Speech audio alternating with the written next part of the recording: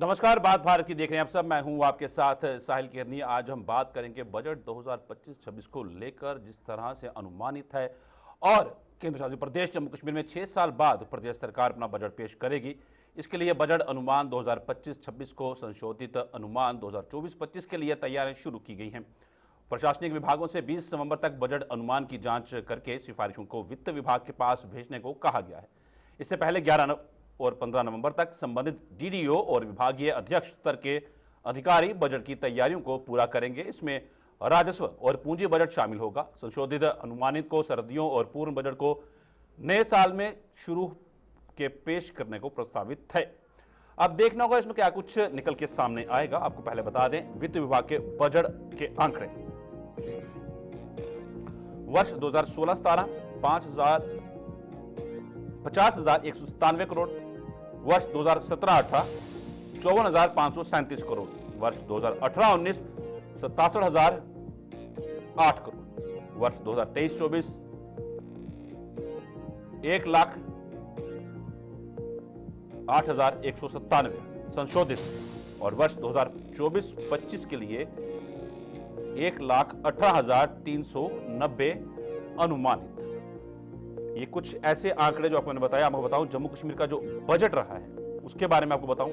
2008-14 NC नेता अब्दुल रहीम rather वित्त मंत्री तब थे। 2018-19 डॉक्टर हसीब द्राबू ने आखिरी बजट पेश किया था।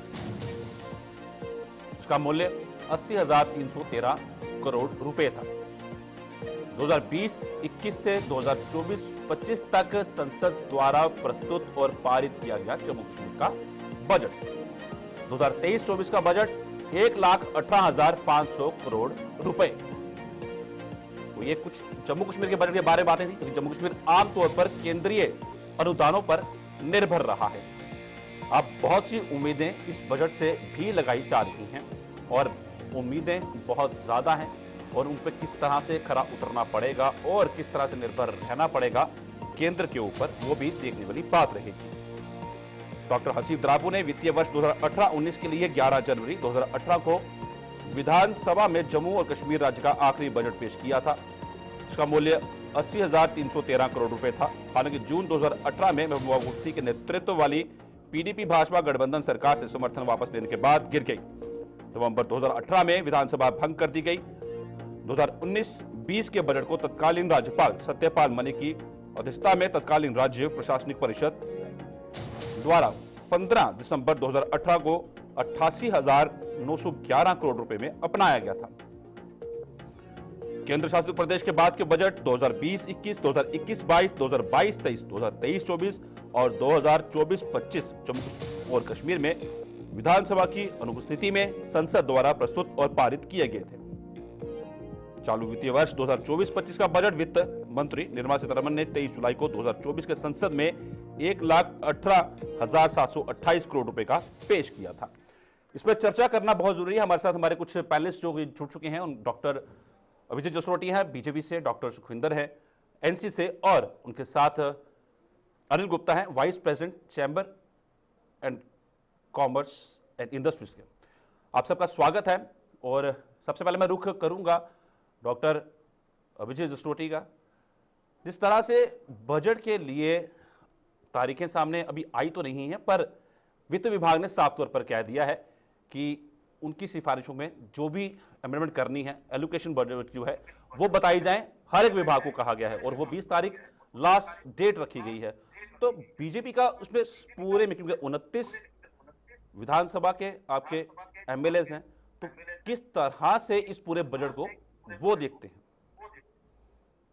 देखिए, बजट्स की जहां तक बात है तो जिस हिसाब से आप पिछले 4-5 साल से देख रहे हो, हर एक चीज में जो है एक अच्छी एलोकेशन की जाती है केंद्र से, और केंद्र का जो खासकर जम्मू कश्मीर के साथ एक वादा था नए जम्मू कश्मीर का, उसके लिए सब कुछ किया गया। और सबसे बड़ी बात यह है, जो यहाँ पर पिछले अगर आप 5-6 साल के आंकड़े उठाकर देखते हैं और पिछले 2-3 साल के अगर आप आंकड़े कंपैरिजन करते हैं, तो जहां पर जीडीपी 1.17 लाख सीआर से नियर अबाउट डबल हुई है, और एक जो डेफिशिएट देता था जे&के बैंक हमेशा, वो अब हजारों करोड़ का प्रॉफिटेबिलिटी इस समय दे रहा है।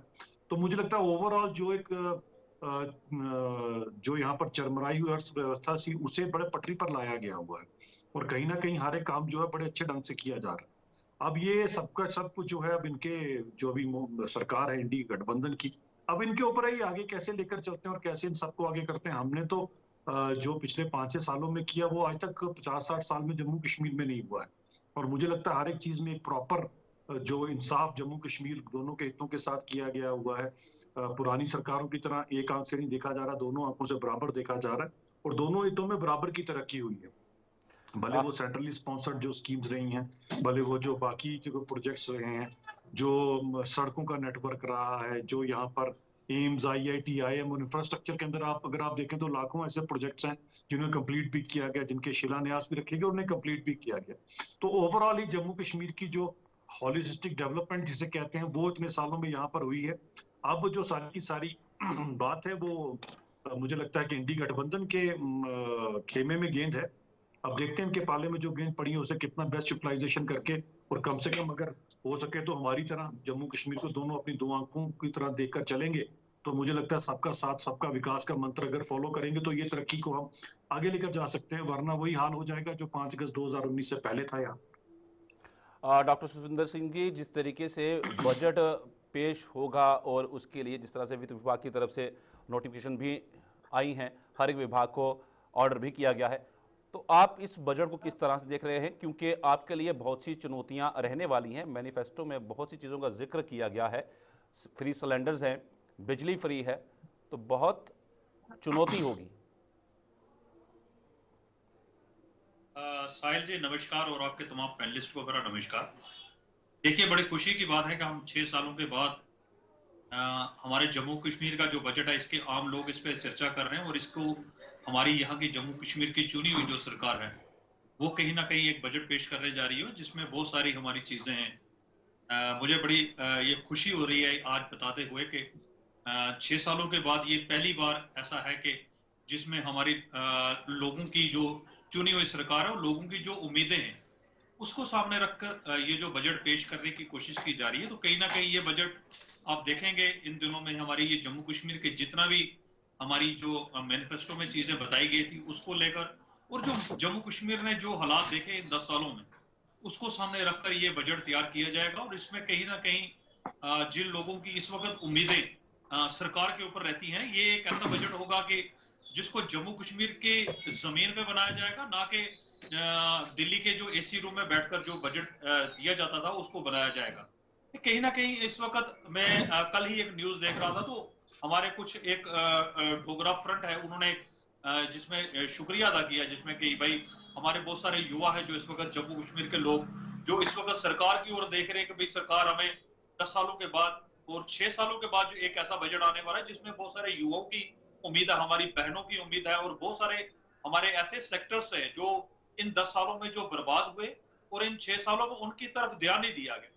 तो ये कुल मिलाकर एक ऐसा बजट होगा कि जम्मू कश्मीर की जो किस्मत है, मैं समझता हूँ कि जो बिगड़ी हुई किस्मत है उसको सामने रखकर ये बजट तैयार किया जा रहा है। और कहीं ना कहीं ये लोग जिन उम्मीदों से उन लोगों ने वोट अपना किया था उसको सामने नजर के सामने रखकर ही ये जो बजट है उनको पेश किया जाएगा। और कहीं ना कहीं लोग, मैं आपको बताता चलूं कि बहुत सारे ऐसे इश्यूज हमारे पास आए हैं, ऑनलाइन इश्यूज आ रहे हैं, ऐसे बहुत सारी सुझाव आ रहे हैं जिसमें बहुत सारी स्कीम्स जो उस वक्त नेशनल कॉन्फ्रेंस ने चलाई हुई थी उन स्कीम्स को सामने रखकर ये जो बजट पेश किया जाएगा। तो कहीं ना कहीं आपको भी देखने में, और बहुत सारे लोग जो पॉलिटिकल जो इस वक्त मैं समझता हूँ कहीं ना कहीं उनकी भी उम्मीदों के ऊपर ही होगा। मैं जैसे मेरे भाई बीजेपी के प्रवक्ता ने कहा है कि दो नजरों से, मैं आपको ये क्लियर कर दूं, कई बार डिबेट में हमारी एक नजर है जम्मू कश्मीर, हम इसको एक ही समझते हैं, ना कि इसको हम दो समझते हैं। हमारी एक ही नजर से इसको देखा जाता है, कश्मीर भी जम्मू कश्मीर का हिस्सा और जम्मू भी कश्मीर का हिस्सा। इसमें आप इसको दो स्टेट्स देखकर ना बनाया जाए। मुझे लगता है कहीं ना कहीं इस वक्त एक स्टेट आप आज ये पॉलिटिकल स्टेटमेंट देने की मुझे लगता है कहीं ना कहीं जरूरत नहीं है, और इसको आपको भी अप्रिशिएट करना चाहिए। एक बजट 6 साल के बाद आपकी जमीन पे ऊपर, खासतौर पे जम्मू कश्मीर की जमीन पे बनाया जा रहा है, तो मुझे लगता है इसका सभी को वेलकम करना चाहिए। मैं रुक करूंगा अनिल गुप्ता जी का, जो कि हमारे साथ वाइस प्रेसिडेंट है chamber of commerce and industries के। उनसे मैं जानना चाहूँगा इस बजट से क्या कुछ उम्मीदें हैं इंडस्ट्रीज़ को, ख़ास तौर पर क्योंकि बहुत से ऐसे इंडस्ट्रीज़ हैं जो छोटी इंडस्ट्री, स्मॉल स्केल इंडस्ट्रीज थी जो बंद हुई हैं, तो उनको दोबारा से शुरू करवाने के लिए किस तरह के इस बजट के अंदर प्रावधान होने चाहिए और इनसे उनको कितनी उम्मीद है? शुक्रिया सर। सर ऐसा बात है कि आज जो ये बजट से पहले ही डिस्कशन हो रही है, उसके लिए मैं सरकार का एक तो बहुत बड़ा वेलकम करता हूं कि एक चुनी हुई सरकार आई है, उन्होंने लोगों को हित में रख के, क्योंकि उन्होंने दोबारा भी इलेक्शन लड़नी है और उसके हिसाब से उन्होंने बजट लाना है। क्योंकि अगर लोग उनकी बजट जो लोगों की अपेक्षा पे उतरेगा तो सरकार लोग दोबारा उनको समर्थन देंगे। आज ऐसी पोजीशन हो गई है कि 2021-22 में ये आगे जो अब क्लास थी, जो ऑफिसर क्लास थी, जो ब्यूरोक्रेट क्लास थी, ये बजट पे डिस्कशन के लिए जो इंडस्ट्री के रिप्रेजेंटेटिव जो अपना व्यापार जगत से जुड़े हुए थे उनको बुलाते थे और उनके साथ प्रॉपर डिस्कशन करते थे। लेकिन 21-22 के बाद 2 साल में कोई भी मीटिंग नहीं हुई। अब हम यही आशा कर रहे हैं कि वो हमें बुलाएंगे, हम अपने सुझाव देंगे, क्योंकि जो चैम्बर जो है वो एक इंडस्ट्री और व्यापारी के बीच में के साथ गवर्नमेंट के बीच में एक पुल का काम करती है कि जो हमारे व्यापारियों की जरूरत है, जो हमारे इंडस्ट्री भाइयों की जरूरत है, वो उसको सरकार तक पहुंचाती है कि उनसे उनका जो हमारी इंडस्ट्री जहाँ पे ऐसे फ्लोरिश करेगी, ऐसे करेगी, इसके लिए ये सुविधा लाई जाए। आज हमारे यहाँ पे आपने इंडस्ट्री के बारे में पूछा है, इंडस्ट्री आज हमारी यहाँ पे बहुत ही डाउन गई है, क्योंकि आप जानते हैं कि जब से ये नई इंडस्ट्री का पैकेज आया है, पुरानी इंडस्ट्री के लिए इसमें कुछ भी प्रावधान नहीं रखा गया, जो रखा गया वो भी नहीं दिया गया। अगर सरकार वही हमारे वादे पूरे कर दे, हमारी कमिटमेंट्स पूरी कर दे, तो हमें पुरानी इंडस्ट्री चलाने में ज्यादा रिलीफ मिलेगी। कोई पुरानी इंडस्ट्री जो है वो इनसे कैपिटल गेन पे सब्सिडी नहीं मांगती है, वो सिर्फ काम करने के लिए इनसे सब्सिडी जाती है, इनसे रियायतें जाती है कि हम अपना काम कैसे बढ़िया करें। सरकार को चाहिए कि पुरानी इंडस्ट्री के बारे में प्रॉपर सोचा जाए और उनको जो उनके साथ वायदे किए गए हैं, जो हमारी सरकार ने, जो एलजी सरकार ने वायदे किए थे, वो उनको पूरे किए जाएं, ताकि वो भी अपना घर परिवार, अपने इंडस्ट्री चला सकें, जिससे वो खुश हो सकें।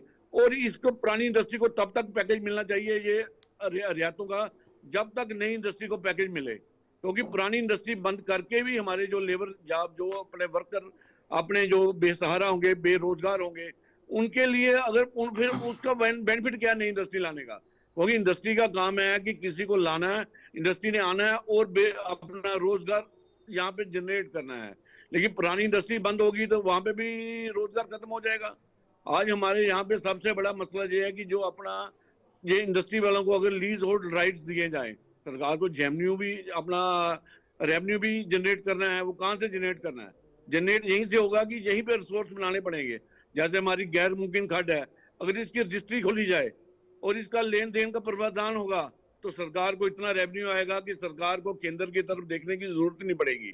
हमारे यहाँ पे सोर्स गुड है, हमारे फ्रूट मंडी, सब्जी मंडी के लीज डीडे बंद हैं, हमारी जम्मू कश्मीर में आज लीज डीडे बंद है। आना चाहता था मैं, दोबारा रुक करूंगा आपका गुप्ता जी, मैं आपका दोबारा रुक करूंगा। मैं इसी बात पे आना चाहता था, मैं इसी बात पे डॉक्टर सुखविंदर सिंह से मैं रिएक्शन लेना चाहूंगा कि व्यापारी, अभी तो ये इंडस्ट्रीज की तरफ से नुमाइंदे हैं और वो अपनी बात रख रहे हैं। बहुत से ऐसे मुद्दे हैं जिनको हल करना बहुत जरूरी है और एनसी के सामने एक बड़ी चुनौती है। ये सबसे अहम मुद्दा ये भी है कि लीज डीड एक्सटेंड नहीं हो रही हैं और सरकार से हमेशा मांग की जाती है, तो एक ये भी एक बड़ा मुद्दा है। गुप्ता साहब ने बड़ा अच्छा कहा कि जैसे इंडस्ट्री एरिया को डेवलप किया जाए और जो नई नई स्कीम्स हैं जो इंडस्ट्री को लेकर इसको बढ़ाने की कोशिश की जाए। तो मैं आपको बता दूं सरकार इस चीज के ऊपर बड़ा सीरियस है। इस बार देखिए एक वक्त था कि कश्मीर को सामने रखकर जम्मू को कहीं ना कहीं मुझे लगता है इस 10 सालों में कहीं ना कहीं इग्नोर करने की कोशिश की गई थी। मुझे लगता है इस वक्त के जो जम्मू का इंडस्ट्री एरिया है इसको कहीं ना कहीं बढ़ाने की कोशिश की जाएगी और सरकार की मैं आपको जैसे बता दूं हमारी फर्स्ट प्रायोरिटी यही है कि जम्मू के वो जो व्यापार इस वक्त जो खत्म होने की तादाद पे है उसको कहीं ना कहीं हमारे चीफ मिनिस्टर साहब ने भी इसके ऊपर नजर की है। तो इस चीज के ऊपर भी आपको बड़े अच्छे स्टेप मिलेंगे और मैं अपने गुप्ता साहब को ये होप पूरा बता दूं कि इसके ऊपर भी आपको बड़ी अच्छी स्कीम्स भी मिलेंगी और इसके ऊपर आपको कहीं ना कहीं जो उस वक्त सेंटर की ओर से कुछ ऐसी चीज, कुछ ऐसे टैक्स जो हमारे जम्मू कश्मीर को स्पेशल जो इनको लगते हैं, तो कहीं ना कहीं इस चीज के ऊपर भी हमारे सीएम साहब की पूरी नजर है इस चीज के ऊपर। और इसमें नो डाउट कि अगर हमारा इंडस्ट्री एरिया अगर डेवलप हो जाता है उस लेवल तक, तो कहीं ना कहीं हमें सेंटर से भी कुछ ना कुछ मुझे लगता है कि कहीं ना कहीं हमें कम निर्भर रहना पड़ता है। तो मैं इसके ऊपर बिल्कुल आपके साथ हूं। हमारे जो गुप्ता साहब ने कहा, ये ऐसी स्कीम्स हैं जो जम्मू कश्मीर की खुद की बनाई हुई चीजें हैं, और जम्मू कश्मीर एक ऐसी स्टेट है जो नो डाउट कि हमारा पूरा ध्यान सेंटर की ओर तरफ रहता है, कि हमारी बहुत सारे पैकेज जो हमारे ऐसे होते हैं सेंटर की तरफ, हमारा इतना जो पैकेज नहीं है हमारे जम्मू कश्मीर का। तो कहीं ना कहीं हमें इस बार का बजट होगा, कहीं ना कहीं आपको देखने में मिलेगा जम्मू कश्मीर के लोगों को डेवलप कर रहा है, और जम्मू कश्मीर की जो रेवेन्यू है इसको किस तरीके से डेवलप किया जाए, तो इसके ऊपर खास नजर रहेगी इस बार इस बजट में। डॉक्टर अभिजीत जसरोटिया जी, जिस तरीके से स्टेक होल्डर्स को पिछले काफ़ी सालों से नहीं बुलाया गया मीटिंग्स के लिए, ना उनकी राय ली गई है, तो ये कितना ज़रूरी है कि स्टेक होल्डर्स की जो मशवरा है वो लेना चाहिए बजट को लेकर? देखिए, बिल्कुल स्टेक होल्डर्स का तो बिल्कुल बनता ही है सब कुछ, उसमें कोई दो राय नहीं है, जरूर लेना चाहिए हर एक चीज में। जहां उनके सुझाव हैं उनके सुझाव को लेकर आगे जाना चाहिए, लेकिन कंपैरिजन होता है हर एक चीज, और कंपैरिजन जरूर करना चाहिए कि आज तक क्या होता रहा और अब क्या हुआ, और पिछले 5-6 सालों में क्या हुआ, और 50-60 सालों से क्या किया आपने। तो मुझे लगता है खैर पहले ही एनसी के प्रवक्ता ने क्लियर कर दिया कि हम तो एक ही आंख से देखेंगे, कोई बात नहीं, दूसरी आंख हमें अच्छे ढंग से खोलना आती है, वो अब घबराइए नहीं, उसमें पूरी तरह से महारत हासिल है हमारे को। लेकिन हम ये बताना चाहते हैं कि वो कहते हैं तू इधर उधर की बात ना कर, ये बता कि कारवां कहाँ लुटा। मैं जरा पीछे इनको लेकर जाऊं, आप कहते हैं जी अब हम तो यहाँ पर दूध की नदियां बहा देंगे और पता नहीं क्या क्या कर देंगे, तो 50-60 साल का आपका रिपोर्ट कार्ड है, आपको तो नहीं याद होगा, मैं आपके सामने लेकर आ जाता हूँ। हम चलते हैं जरा पीछे, ज्यादा दूर नहीं जाएंगे, 70 के दशक में जाएंगे, जब यहाँ पर उस समय भी सबसे बेस्ट इंफ्रास्ट्रक्चर खड़ा किया गया था। यानी साहब, आप तो शायद बड़े उस समय छोटे रहे होंगे, मैं आपको बताना चाहता हूँ मैं भी बड़ा छोटा था उस समय, लेकिन जम्मू कश्मीर इंडस्ट्रीज के नाम पर जो हिंदुस्तान की सबसे बेस्ट इंडस्ट्री थी वो जम्मू कश्मीर में लगी। कश्मीर में एचएमटी इंडस्ट्री लगी, उसके अलावा विलो फैक्ट्रीज लगी, उसके अलावा रोजन एंड टर्पनटाइन फैक्ट्रीज लगी, उसके अलावा जो चमड़े की फैक्ट्रियां लगी यहाँ पर, उसके अलावा यहाँ पर वूल की फैक्ट्रीज, उसके अलावा इतना कुछ यहाँ पर जो है, विलो मिल, सिल्क फैक्ट्रीज, इतना कुछ, और उस समय का 70 के दशक का सबसे बेस्ट इंफ्रास्ट्रक्चर यहाँ पर था। अब जरा कोई इनसे पूछे जनाब, वो क्या हुआ, वो कहाँ गई फैक्ट्रीज? एक फैक्ट्री भी बता दीजिएगा इनके दौर की जो पीछे बेचारी बची हो, क्योंकि उनको इस हिसाब से जम्मू कश्मीर इंडस्ट्रीज के नाम पे इस तरह पब्लिक सेक्टर एंटरप्राइजेस बनाकर, और उसका उन्होंने वो हाल किया कि आज उन फैक्ट्रियों की ईंटें भी नहीं है, वो सबकी सब खत्म हो गई, वो एचएमटी भी बंद हो गई, वो सारी फैक्ट्रीज जितनी इंप्लॉयमेंट यहाँ पर होती थी सबकी सब, और कर्टसी कौन? वही उस समय की सरकार है। आज ये बोलते हैं हमारे पास कोई नया मंत्र आ गया जी, हम ये कर दिखाएंगे, तो अपना ट्रैक रिकॉर्ड देख लीजिएगा, जो हुई हुई चीज थी यहाँ पर उसका बेड़ा कर करके खत्म कर दिया आपने सब कुछ। और इसके बाद आपको बताता हूँ कि फिर जम्मू कश्मीर ने सांस कब ली। जम्मू कश्मीर ने अगर सांस ली, सबसे पहले तो माननीय स्वर्गीय अटल बिहारी वाजपेयी जी के दौर में ली, जब सबसे उसके बाद यहाँ पर इंडस्ट्रीज आई, अगर आपको याद होगा, जब यहाँ पर इंडस्ट्रीज आई तो वो सबसे पहला पैकेज था इंडस्ट्रीज का, उसके बाद इंडस्ट्रियलाइजेशन शुरू हुई यहाँ पर। और अब अगर उसके बाद शुरू हुआ तो ये खासकर 5 अगस्त 2019 के बाद जो यहाँ पर नया पैकेज दिया, जिसमें आज इतनी भरमार इंडस्ट्रीज की है, इतनी इंडस्ट्रीज यहाँ पर आई हैं कि आज आपको प्लॉट नहीं मिलेगा, बड़ी से बड़ी कंपनीज यहाँ पर इन्वेस्टमेंट कर रही, जिनके इंफ्रास्ट्रक्चर आज खड़े होना शुरू हो चुके हैं। तभी तो मैंने आपको 1.17 लाख करोड़ की जीडीपी को 2.34 के कुछ नियर अबाउट डबल के करीब आपको बताया है। और यहाँ पर जो इंडस्ट्रीज ने खासकर काम किए पिछले मैक्सिमम करोड़ों के हिसाब से, जो है रिइंबर्समेंट, जो नई पॉलिसीज के अकॉर्डिंग जीएसटी की और बाकी चीजों की जो यहाँ पर इनको मिलनी थी, वो सब कुछ दिया गया। और यहाँ पर काफी मेरे को एग्जैक्टली अगर डाटा भी याद हो तो काफी 50-60 हजार के करीब जो है वो नियर अबाउट इसी के अराउंड को जो है वो जॉब्स भी नई वाली इंडस्ट्रीज में क्रिएट हुई। हाँ, जिस तरह से अनिल जी ने कहा, पुरानी इंडस्ट्रीज के लिए जरूर जो है वो कुछ करने में अभी जरूरत है, तो मुझे जरूर तवक्को है कि अगर ये पुराने काम ना करेगी एनसी और अगर नई चीजों की तरफ गौर फरमाएगी तो इसी तरक्की को आगे लेकर जा सकते हैं। पुराना भूल जाइएगा जी, नए सिरे से शुरुआत करें। हम लाए हैं तूफान से किश्ती निकाल कर, अब आगे आपने इसको संभाल कर रखना है, अगर आपकी इच्छा शक्ति हुई संभालने की। डॉक्टर सुखविंदर सिंह जी, आप कुछ कह रहे थे कि आरोप बहुत बड़ा लगा है। देखिए, मुझे लगता है कि अभिजीत जी को मैं ये बता दूं, इलेक्शन खत्म हो गए, सियासी स्कीम जो है स्टेटमेंट देने से कुछ नहीं बनेगा। देखिए, इन्होंने कहा कि हमने बहुत सारी इंडस्ट्री जो है जम्मू कश्मीर में बना दी और तूफान से कश्ती भी निकाल दी है। मैं इनको याद करवा दूं, सबसे ज्यादा अनएम्प्लॉयमेंट हमारे इन 10 सालों में हुई है, सबसे ज्यादा अगर हमारे गवर्नमेंट स्कूल बंद हुए इन 10 सालों में बंद हुए, सबसे ज्यादा बेरोजगारी, अगर पीएचई पीटीडी ऐसी बहुत सारी स्कीम्स थी जो, अभिजीत जी मुझे बोलने दीजिएगा प्लीज। देखिए, बहुत सारी स्कीम्स थी हमारी जम्मू कश्मीर के युवाओं को एंगेज करने की, सारी इन्होंने बंद करवा दी। इंडस्ट्री जो है वो इन्होंने बंद करवा दी। स्किल डेवलपमेंट यूनिवर्सिटी से स्किल डेवलपमेंट किया था जम्मू कश्मीर का, इन्होंने वो बंद करवा दिया। आप ये बताएं, 10 साल आपके पास थे, आज भी यूटी आपके पास है, आपने एचएमटी की वापस लेके आते? 10 सालों में आपने अगर काम किया होता तो आपको जम्मू कश्मीर के मतलब लोगों ने चुनी हुई सरकार आपको सरकार में बिठाना था। मुझे लगता है अभी जी एक मिनट एक मिनट, मुझे लगता है कि जो गुप्ता साहब ने कहा कि आप हमारे पुराने दिन ही लुटा के दे दीजिए, हमारे वही बहुत है। मुझे लगता है कि अगर 6 सालों के बाद आज हम बजट के ऊपर चर्चा करने की कोशिश कर रहे हैं तो मुझे लगता है अभिजीत जी, गुप्ता साहब जी आपके पास होने चाहिए थे। देखिए मेरे पास समय ना काम है, मेरे पास समय काम है डॉक्टर सुखविंदर जी, मैं एक लास्ट कमेंट पे आऊंगा, एक लास्ट कमेंट लेना चाहूंगा कि यूटी जम्मू कश्मीर को आत्मनिर्भर बनाने के लिए क्या करेगी नेशनल कॉन्फ्रेंस और उसमें किस तरह से योगदान रहेगा बीजेपी का, क्योंकि इस बार भी हमने देखा विधानसभा के अंदर जितने भी सत्र हुए हैं कहीं पे भी कोई बातचीत नहीं हो पाई है, सिर्फ 370 का मुद्दा ही उठाया गया। हाँ, मैं इस चीज को क्लियर कर दूं।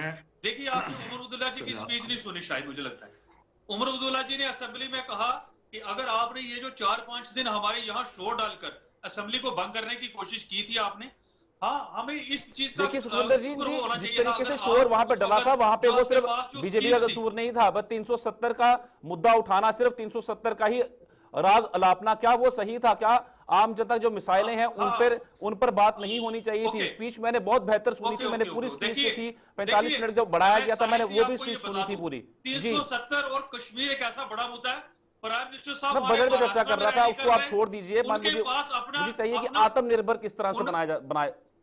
मैं वही बताने जा रहा हूँ ना, वही बताने जा रहा हूँ। मैं आपको बता दूं हमारी बहुत सारी स्कीम ऐसे हैं जिसमें स्किल डेवलपमेंट को लेकर एक जम्मू कश्मीर में एक योजनाएं बनाई जाएंगी जिससे लोग, जो युवा लोग हैं उनको एंगेज किया जाएगा ताकि लोग खुद का रोजगार और खुद के लोगों को, देखिए इस वक्त ऐसा मैं ये जरूर कह दूं, इस वक्त नेशनल कॉन्फ्रेंस के पास कोई अलादीन का चिराग नहीं आ गया है। 10 साल इनके पास सरकार रही, आज भी ये सरकार में है। आप ये समझते हैं कि एक महीने में नेशनल कॉन्फ्रेंस वो अलादीन का चिराग चलाएगी, वो सारे काम हल हो जाएंगे? देखिए मैं आपको कह दूं, बहुत सारी स्कीम जो थी हमारे जो जिसमें युवा लोगों को हमने एंगेज रखा था, और बहुत सारी स्कीम इस बजट में भी आपको सुनने में मिलेंगी। बहुत सारी ऐसी नई स्कीम्स जो आएंगी जिनमें हमारा युवा इस वक्त जो जम्मू कश्मीर की सरकार की ओर देख रहा है उनको कहीं ना कहीं एंगेज करने की कोशिश की जाएगी। 370 की बात आपने की, मैं जैसे मैंने आपको पहले कहा, देखिए महाराष्ट्र में रैलीज चल रही है, हमारे प्राइम मिनिस्टर साहब को ये नहीं है कि हमने महाराष्ट्र में क्या किया, मगर उनको 370 जरूर याद आ रहा है। ये नहीं देख रहे कि जम्मू कश्मीर डॉक्टर सुखविंदर सिंह जी, जो समय मेरा काम है, ये चर्चा लंबी हो जाएगी क्योंकि ये इस डिबेट का ये हिस्सा भी नहीं है, इस चर्चा का हिस्सा भी नहीं है 370। मैं रिएक्शन लेना चाहूंगा अभिजीत जसरोटिया, फिर मैं रुक करूंगा अनिल गुप्ता जी से। डॉक्टर अभिजीत जसरोटिया, किस तरह से जी आपको बड़े आराम से सुना, अब आप सुन लीजिएगा, एक मिनट में जवाब दीजिएगा।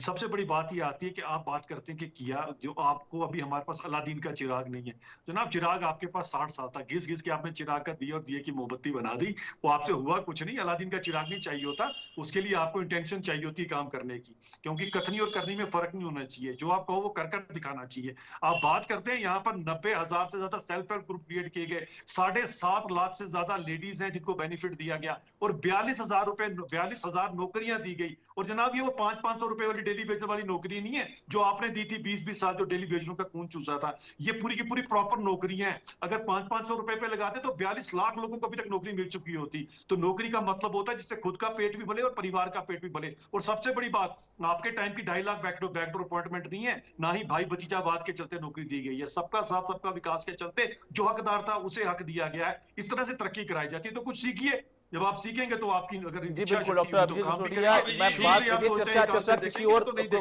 ये चर्चा किसी और रुख चली गई है, जो समय मेरे पास काम है। मैं लास्ट रिएक्शन लेना चाहूंगा अनिल गुप्ता से क्योंकि वो भी हमारे साथ जुड़े हुए हैं।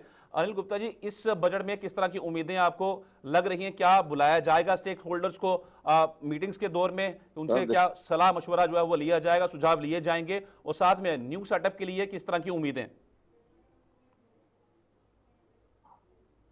सर ऐसी बात है कि जो आज मैं आपसे बात करता हूँ, असेंबली में जो भी हुआ 300, वो एक पॉलिटिकल मसला है। इनको चाहिए जिसमें कोई भी और दूसरी चर्चा ना हो, जिससे व्यापारियों को कैसे उधार हो, उस पर एक सेशन लगना चाहिए ताकि हमारा व्यापारी भाई, हमारा जो उद्यमी भाई है, वो भी उसका अपना कोई अपनी जो उनकी एक्सपेक्टेशंस है वो उस पर अपनी रखे और पूरी करे। आज भी यहाँ पे आपके पास चर्चा दूसरी तरफ मुड़ गई है।